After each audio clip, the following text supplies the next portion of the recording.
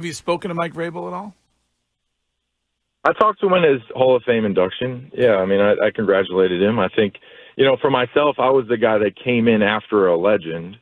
And you've said it, I've said it before, it's always hard to fill the shoes of a guy that's a Hall of Fame player.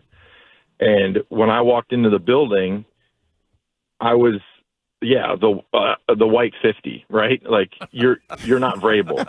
And I was told many times I'll never be Vrabel, right? And now I never tried to be Vrabel. I always knew Vrabel was a great football player. I just want to try to represent that position with production. And you do your best.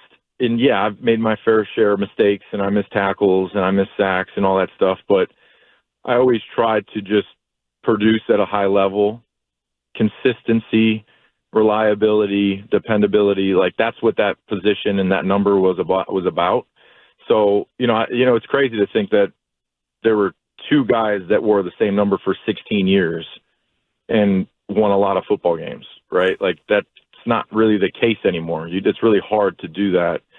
And, anytime I would meet Vrabel, I almost was like, a little bit intimidated by him because I was always trying to fill that void or fill that position out. And, you never really know. So I never knew him personally at all.